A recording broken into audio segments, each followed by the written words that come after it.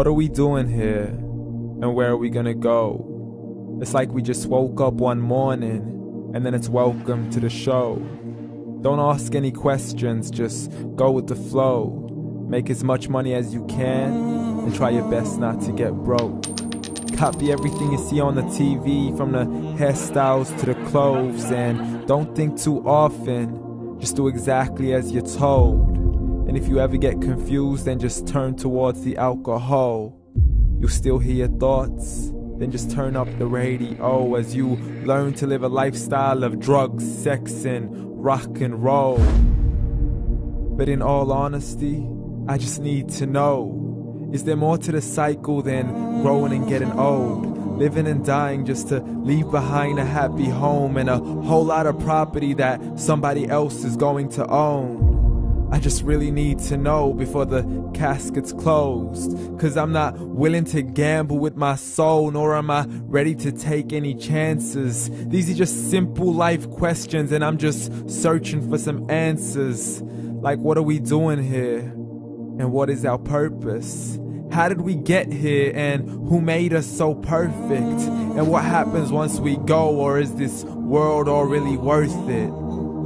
Questions we don't answer because apparently we don't really have to. There's no purpose to this life and our existence is merely natural. Then in that case, please let me ask you, did you create yourself, or was it somebody else who had fashioned you? 'Cause you're a being that's impeccable, faultless and unparalleled. You're a product of supreme intelligence and I'm merely being rational.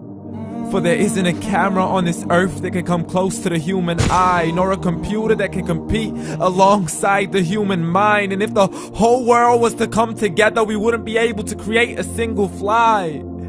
So many signs, yet we still deny.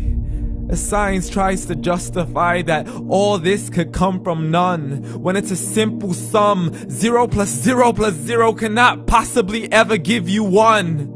So from where did all this order come? For everything has its origins, a maker, a creator of its own. I mean, the only reason you're watching this video is because somebody had to press upload.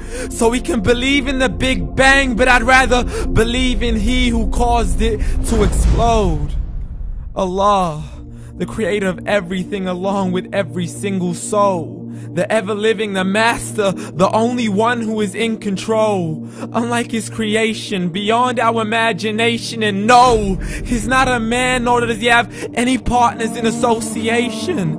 He's on his own. And no, he did not ever leave us alone.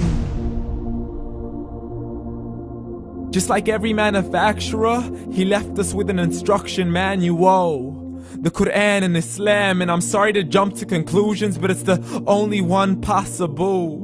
The only definition of God is the one and only supreme being. It's logical, a book with 0 contradictions, with miracles that are both scientific and historical, all revealed over 1400 years ago.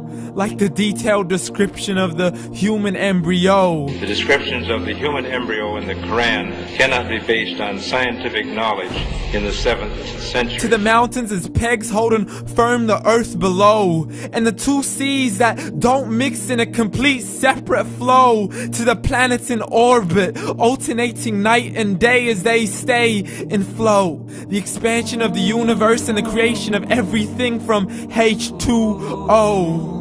To the stories of the past and the preservation of Pharaoh. To identifying the lowest point in the land where Persia defeated Rome. The gushing fluid that created man in the glands between the ribs and the backbone. And not a word has changed, it's still the same. So please explain how all this was known over 1400 years ago. To a man who couldn't read or write, as he would recite whatever the angels spoke. And if you still don't believe, please try to come up with something that's even close. But you can't, so we took God as a mockery and his messengers as a joke. Muhammad could not read or write. How's somebody who can't read or write gonna start a religion? Dismissed his scriptures as legends and tales of the ancient folk, as we live life according to our whims, desires, and hopes. saying this life is the only home we will ever know. We will live then die, then simply turn to bones. YOLO! Correction, after the grass dies, the rain arrives and it regrows, and Allah promises to do the same thing to your very soul and bring you back from your very fingertips to your toes, as the all-seeing supreme being watches us so close, and we are surely being tested in our wealth, our health, and our self, and everything that we've been blessed with. So believe, for we will surely be resurrected and be brought back to our Lord and account for every single deed, as He hands us our books and orders us to read.